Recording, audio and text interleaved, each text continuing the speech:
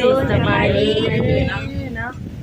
ทางทีมงานเฮาก็หากันมาหาเพิ่นครั้งแรกเนาะ โดย ก่อนเดินทางเฮาก็สิบ่อยากถามชื่อก็เนาะว่าชื่อว่าจังไดเนาะ คือมน ชื่อบุญอายุจักปีก่อย ก็หก 26ปีโอ้โดยมีหยังสังสวัสดิ์สิถามเอ้ยเพิ่นบ่ ครั้งแรกครั้งที่มีแต่เนาะมีแต่ผู้ซื้อได้แต่ผู้อายุกันแล้วเนาะ แม่น มีแต่ว่าบ่ได้ไปใส่บ่มื้อ บ่ ใส่บาตรด้วยเนาะเงินบ่กินข้าวกินน้ำเรียบร้อยเนาะ แม่ มีแต่เข้าเรื่องเลยเนาะแม่มาในมื้อนี้คือว่ามาออกคลิปนี้ก็ว่าสูตรก็โตเปิดใจเนาะ แม่ เราก็เปิดใจบัดนี้เนาะคือว่าเปิดใจนี่มักหนุ่มทางใดเด้บัดนี้เนาะ ทางใดก็ได้ ฝั่งไทยฝั่งลาวต่างประเทศก็ได้เบิด แม่ เรื่องสเปคเรื่องอายุคนนี้ค่ะ ก็ประมาณ30ปลายขึ้นไปเนาะ กลัวเกินไปเนาะเอารุ่นอ้ายนี่เนาะ แม่ หรือว่าเจ้านี่น่ะบ่เคยแต่งงานจักเทื่อได้บ่คือจังได๋ บ่เคย ยังบ่เคยสาวโสดรุ่นใหญ่เนาะอันนี้เนาะ แม่ นี่บ่เคยผ่านการมีครอบครัวเนาะ โดย ยังบ่เคยแต่งงานจักเทื่อว่าซั่นๆเนาะโดย เคยแบบโอ้ลมมีอยู่บ่โอ้ลมแบบเคยโอ้ลมแต่หากบ่ได้แต่งงานบ่สมหวังนะ มีลมแล้วก็ยา บ่เข้าใจกันก็ยากเนาะ แม่ นางหนูกา เป็นโสดจนเฒ่าฮอด26ปีตอนนี้ แม่ ตอนนี้ก็ยังบ่ทันมีอีกอยู่ บ่มี จะมีแบบนี้แหละเนาะ คือว่าผู้เจบผู้งามอยู่ผู้บ่าวไปอยู่มุมใดเตะใดเด้เนาะ มี บ่ 10% ปะ ตาบ่ถึงบ่ผู้ว่า มี นี่เนาะ 10% คือมื้อนี้เพิ่นก็เปิดใจนี่ ใช่นะคะ คือว่าอยากได้เนื้อคู่ซั่นซะเนาะเปิดใจเป็นทางการ 100% แม่นบ่ แม่ มีแต่ว่าคือเว้าหั่นแหละเรื่องสเปคเพิ่นก็ว่าสเปคเด้ถ้าแบบคนผิวขาวผิวดำแบบใดมี เดี๋ยวได้ บ่ ก็ได้แบบได้ก็ได้ บ่มีปัญหาหยัง แม่ พอแต่ว่า เขาได้ว่า ลมเข้าใจ แม่เข้าใจกัน ก็ได้แต่เจ้าหากบ่เคยไปทำงานอยู่ไทยอยู่หยังอยู่บ่ บ่เคย มีแต่อยู่ลาว แม่มีแต่เฮ็ดแถวบ้าน อยู่บ้านได้สิเฮ็ดหยังเฮ็ดเวียกหยังตอนนี้ เดี๋ยวนี้บ่เฮ็ดเรื่องงาน เฮ็ดงานโรงงานนำหยังไปเนาะ แม่ บ้า มื้อนี้ก็เลยพักผ่อนเพราะว่าวันเฮ็ดบุญมื้อนี้เนาะ แม่ ลงใส่บาท น้อ เนาะ งสบายเขาก็รับดินบ้านเฮาน่ะเนาะรับดินด้วยข้าวสาร ขอสละ ข้าวสาร โอ้ขอสละเว้าไป น้องได้ดิน เออ เมนอยู่ เดี๋ยวมันชนะบอกไปเท่าไหร่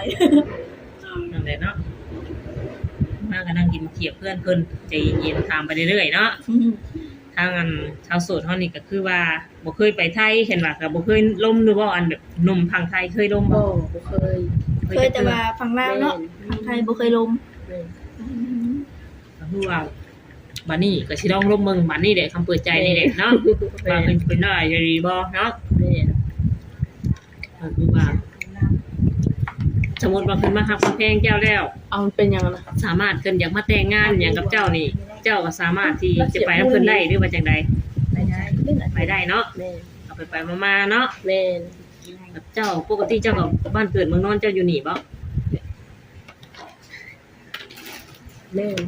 อยู่บ้านนี่เลยเนาะ แม่ บ่คุมมากันหัวตะบ่ได้คุมมาตื้ แต่ทางครอบครัวได้สามีกันจักคนพ่อแม่ เขามีสอง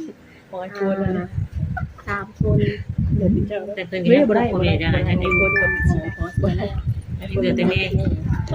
ไปอยู่กับแม่ปัจจุบัน เพื่อน เอ้ยอยู่แต่เอ้ยน่ะมีครอบครัวแล้ว แม่ ได้เฮ็ดให้เห็นหน้าบ่ทางเพิ่น เฮ็ด เฮ็ดพอได้กินเนาะทางเอ้ยได้เฮ็ดเนาะ แม่ แต่ที่เจ้าก็เลยมาทำงานอยู่พี่ท่าเนาะ แม่ ก็เลยยันเปิดใจให้สิเอาลูกเคยเมื่อผักกันแม่ได้บัดนี้เนาะ หลังจากที่ขึ้นกันโสดมาก็เป็นเวลาโดนนานเลยพ่อแม่พี่น้องเนาะ เกิดอายุ26ปีแล้วเนาะ โดยคือสึกใจหนุ่มๆหลายคนดอกเพราะว่าสาวรุ่นใหญ่แบบนี้แหละทางหนุ่มๆสาววาสนามักชอบเนาะ แม่คือหลายหนุ่มๆนี่สิมักรุ่นนี้เพราะว่ารุ่นนี้นี่ส่วนหลายสิบ่ลิ้นบ่หยังปานใดแล้วเนาะแบบอยากหยุดแล้วล่ะว่าง่ายๆก็ โดยนั่นแหละคือว่าน้องพ่อจะมีอย่างถามบ่มีถามคำถามบ่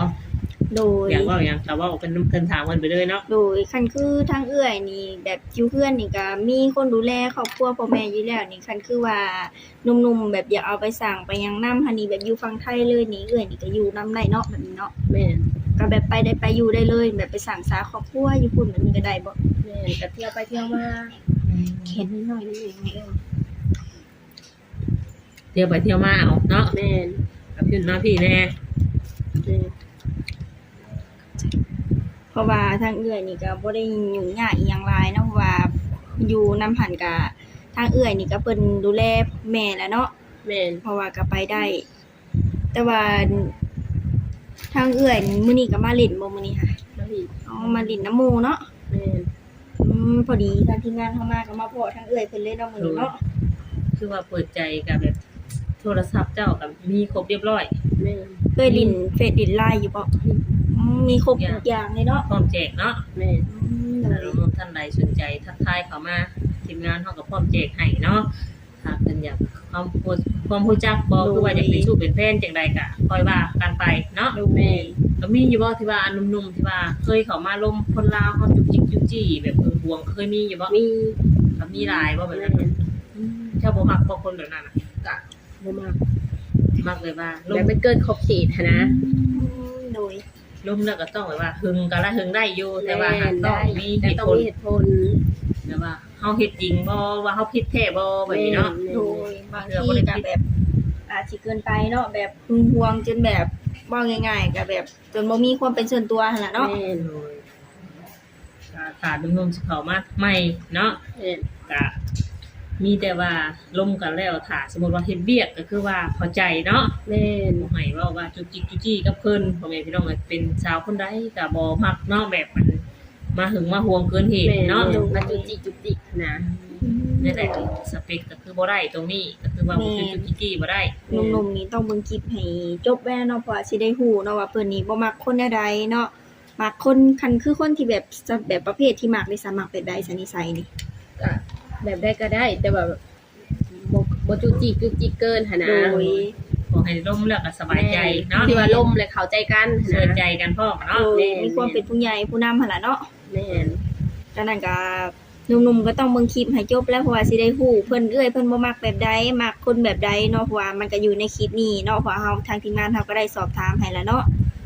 โดย มีแต่ว่านั่นแหละทางเพิ่นก็ถ้าสมมุติว่าน้ำๆเอาไปเฮ็ดงานนำอยู่พุ่นเด้ค่ะเจ้าก็คือจะไปอยู่บ่เอ้าสมมุติว่าเพิ่นแต่งงานแล้วเนี่ย ก็ไปได้ แต่ก็ต้องได้มาหาแม่ ยันมาบ่เคยเฮ็ดงานอยู่ไทยอยู่หยังแบบนี้ก็จำเป็นต้องเฮ็ดแล้วค่ะแฟนเราอยู่พุ่นเนาะ เฮ็ดได้ ว่าอยู่พี่ก็เฮ็ดงานอยู่พุ่นก็เฮ็ดงานคือกันเนาะ แม่น เงินเดือนแต่เราอยู่พี่น่ะก็ถือว่าหลายอยู่ว่าอยู่พี่น่ะได้เดือนเงินเดือนนึง ก็ เดื บ่ อน หลาย ก็พอได้ใช้จ่าย แม่นก็บ่ได้ใช้จ่ายบางเดือนก็บ่กุ้ม บางเทื่อก็บ่กุ้มกินมันน้อยๆมันเงินนึงเทื่อเฮาซื้อหลายกว่าที่ว่าเงินเดือนแบบนี้เนาะ รายจ่ายเท่าไหร่ก่อนได้หักเอง เห็นอยู่แต่ว่ามีแต่ว่าถามเมื่อว่างก็อยู่กับพ่อกับแม่ยังบ่ได้มีเงินเป็นของตัวเองเนาะ ยัง เพราะว่ายังบ่ทันสร้างครอบครัวเนาะ แม่น มีแต่รอดำเนินเขามาสร้างครอบครัวแล้วสร้างเงินสร้างทรัพย์นํกันเนาะ แม่น ก็มีความคิดความฝันที่ว่าอยากมีคนที่เข้าใจเห็นหมู่เป็นครอบครัวเบิดแบบนี้นะ ก็มีได้บางเทื่อก็คิดได้บางเทื่อหมู่เอาลูกเอาพวนจนใหญ่เลยลูกเขาเจ้าค่ะ จนเอิ้นเฮาป้ายังไงเนาะ แม่ เองยังบ่ทันได้มีก็คิดอยู่เทื่อเนาะแต่ว่าหากร่มผู้ใดก็มันบ่แม่นว่าร่มผู้ใดก็คือว่าบ่เข้าใจ เนาะ เนาะ เข้าใจกันแล้วก็ย่าเลิกแยกทางกันไป ออกไปก็ลำบากใจ แม่น ถ้ามัน แม่น บ่แม่นน่ะเนาะ แม่น ถ้าคนมันสิแม่นน่ะร่วมกันน้อยเดียวก็เข้าใจกันแล้วมันเป็นแบบนี้ได้ต้องเถื่อร่วมกันเพิ่งก็ร่วมหึงซื่อแต่ว่าหากความงอแงก็แกแบบคล้ายๆแบบเนื้อคู่เขายังบ่มาถึงหั้นนะถึงสิมาถึงก็ไผเดียวมานี่แหละเปิดใจออกไปนี่แหละ ก็สิมาบัดนี้แหละเนาะคู่กันเนาะ เถื่อเพิ่นอยู่ทางไกลเนาะเพิ่นก็ยังบ่เคยล่มหนุ่มต่างประเทศหรือทางไกลแบบนี้ก็ยังบ่เคยล่มก็สิลองล่มเบิ่งบัดนี้แหละเนาะ ทางหนุ่มกับเพิ่นก็ไปอยู่ลาวหลายเด้เทื่อเพิ่นก็หนุ่มเวียงจันทน์ไปเฮ็ดงานอยู่ต่างประเทศหยัง โด ซี่ ย เด้ แบบคนลาวหนุ่มลาวมาฝั่งลาวไปเฮ็ดงานอยู่ต่างประเทศเนาะ ส่วนหลายก็จะมักสาวรุ่นใหญ่แบบนี้ แม่ นะ รุ่นประมาณเนี้ยเนาะ โดย เพราะว่าแบบพื้นที่น้องพลอยได้เว้าไปเพราะว่ารุ่นนี้นี่ส่วนหลายนี่เพิ่นสิอยากหยุดเนาะ เพราะว่าแบบก็ว่าง่ายๆก็มีความเป็นผู้ใหญ่ความเข้าใจคือกันแหละหั้นนะเพิ่นสิมักรุ่นประมาณนี้ล่ะ ส่วนหลายที่พ่อเนาะ ตอนแรกเนี่ยเฮ็ดหยังเนาะกินข้าวกินน้ำยังบ่ฮู้เลยเธออยู่ผู้เดียว พุ่นแหละตอนแรกพุ่นแหละ เธออยู่ผู้เดียวอยากกินหยังก็กินเนาะ แม่ เรื่องนี้บ่มีปัญหาเรื่อง บ่ นี้ มี เนาะ ปัญหา แนวตัวคนเดียวเนาะแบบกินก็ได้บ่กินก็ได้แล้วแต่เฮาเนาะ แม่ ก็สมมุติสมิงเลยคือว่าแถวนี้ก็บ่ได้มีแบบแถวนี้ก็คือว่าใกล้ค่ายกันหยังอยู่นะเนาะ สมอย ใส่เลย คือว่า ส อยู่ มอยแท้นี่ก็ คือ สม ว่า อ อยู่ ย แต่ในเฮือนบ่เห็นบ่ตั้งว่าเห็นก็ขึ้นกับเบิ่งซื่อๆเพิ่นเถื่อก็ไปเพิ่นก็บ่ได้สนใจเนาะ แม่น เพิ่นไปเวียงของเพิ่นซะก็บ่ได้เกี่ยวว่าสิบ้องหาผู้สาวเนาะ แม่น ทางชาวโสดนี่ก็เคยบ่กินแบบกินดื่มหรือว่าแบบกินเหล้าเมายาเคย ก็ กิน กิน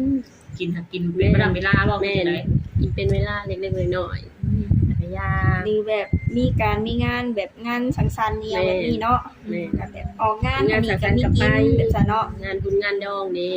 ไปกับโมกับครู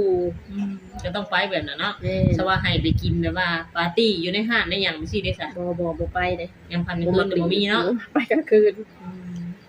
ถ้าไปมื้อคืนน่ะคือว่าดูบ่ดีใช่ๆอันในสายตาพ่อแม่เฮาก็เนาะ แม่นกับแบบส่วนตัวกับบ่มักไปแน่บ่มักไปหลิงกันพักกลางคืน แต่เทื่อหมู่ส่วนก็คือว่า บางเทื่อหมู่เสือก็ปฏิเสธ ทางพิเศษละย่างนั่นย่างนี่ก็แล้วเนาะ แม่น ก็แล้วไปเพราะว่าบ่มักใจบ่มักไปก็มาบังคับเฮาบ่ได้เนาะ แม่น เฮาบ่ไปซะอย่างเฮาบอกว่าบ่ไปหรือว่าบ่ว่างก็แล้วหมู่ก็บังคับบ่ได้ใจไปใจมัน โดย นั่นแหละทางสาวสูบเฮาก็มักที่ว่าสเปคหนุ่มๆแต่ว่าสูบคือสูบยาแบบนี้นะมีได้อยู่บ่ ก็ได้อยู่ ก็เลือกบ่ได้ คันมามากแล้วนะเนาะ ก็ได้อยู่แต่ว่าแบบถึงแบบนักเกินก็บ่ไหว แบบสูบว่าสูบตะบ่ดอกอุดีนี่ๆน้อยๆก็ได้เนาะ ได้ แต่ไปสูบเพิ่นยาที่ว่าเกินกำหนดที่ว่าที่เพิ่นบ่ให้สูบน่ะก็บ่ได้เนาะอันนั้นเนาะ แม่น ถ้าเอาไปแบบนั้นก็คือว่าพังทลายเด้ครอบครัวเนาะ แม่น เวลากินดื่มกับเข้าสังคมนิดหน่อยก็ไปนํกันกับเฮาไปสิก็ไปได้อยู่แบบ ไป นั้น ได้ เนาะ ไปได้ คือเป็นพายอย่างดื่มแล้วไปก็ดื่มทุกคนอยู่แล้วเนาะ แม่น แต่สเปคขึ้นน่ะสูบบุหรี่ก็สูบเกินเหตุก็บ่ได้เนาะพี่น้องต้องสูบพอดำพอดีเนาะ แม่น เฮาสิติว่าสูบบุหรี่บ่เอามันคือเนื้อคู่เฮาบ่มักอันใดมันสิมักได้แบบนั้นน่ะเนาะก็เลยบอกบ่ได้ซะ ในใจก็บ่มักเลยแหละ ได้เนาะ แต่ว่ามันแบบมันคือเฮาบ่มักบัดมันสิได้แบบนั้นหั้นนะ แม่ ก็เลยว่าบ่ขอเว้าเรื่องนี้ บ่ ว่า ว่าซะเนาะ ว่าบ่มักหั้นนะเนาะ บางเทื่อบัดสูบหนักๆมาผันมักซะบ่ คือจะได้มันเรียนกลับห้องบ่ได้สาได้ แม่น เอาเลยแต่งงานกันได้แม่นบ่ล่ะ แม่ มัน นก็หนีบ่พ้นเรื่องนี้ก็ได้นั่นแหละสิได้ได้สาระน้อยขอฝากนี่บ่ทางทีมงานเฮาก็มาหลายๆคนมื้อนี้เนาะ แม่ มาเปิดใจสาวโสดนี่แหละเพราะว่าจะได้หาหนุ่ม แม่ ๆหาลูกเคยเมื่อให้ทางแม่ขึ้นเนาะ กลับมาไปผู้เดียวอ่ะบัดมาเอาลูกเคยมานำบัดนี้ ไป1มา2ไป2มา3เนาะ ก่อนสิได้กันเข้าไปหาแม่เฒ่าพาเมื่อหาแม่ลูกเคยแม่เฒ่าก็ต้องกันผ่านซะก่อนเข้าหาครอบครัวซะก่อนเนาะ โดย ทำความรู้จักกับแม่หรือว่าต้องแม่ฮู้ว่าคบหนุ่มพังใด แม่น จังสิได้อันเข้าไปหาเพิ่นเนาะ โดย นั่นแหละคือสามวยก็มีอย่างสิเว้าบ่บ่มีสาวาก็สิบ่ได้มีหยังเว้าหลายเนาะสาวาก็ถามไปเบิดทุกเรื่องแหล้วเนาะวันนี้เนาะเพราะว่าอยู่คนเดียวแอ้ๆนี่เนาะก็ได้สิยาซะเนาะวันนี้เนาะสิเพราะว่าฮู้แล้วว่าสาวโสดทั้งหัวใจอายุว่าเท่านั้นเท่านี้เนาะ แม่ ชาวว่าเราเก็บ แม่ใด เก็บ บ่ กดมาแต่เพิ่งเราอยากให้ซ้ำมือง่ายๆอยู่เนาะอยากให้ซ้ำมือ ก็เลยสิให้เพิ่นพักผ่อนหรือว่านั่นก่อนพอเป็นเวลาช่วงนี้ก็ฝนก็คือสิตกมื้อนี้เนาะคือภาคครึ้ม เนาะ เนาะ อากาศคือ เป็นโอกาสหน้าโอกาสในเพิ่นได้ คนสิตก แม่นอยู่เจอกันใหม่โอกาสหน้าเพิ่นได้เนาะ โดย เจอกันบ้างอย่างนั้นแต่หนุ่มๆมาไปหาสาวคนนี้ให้แน่อยาก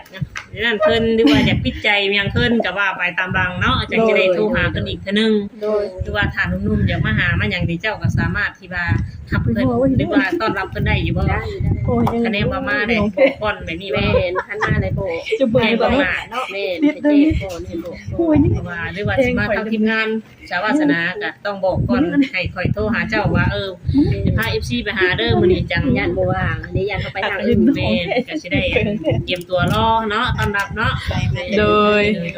นั่นแหละ นี่แค่ว่า ชาววาสนาก็สิจบคลิปซ้ำนี้เนาะบัดนี้เนาะ โดย สบายดี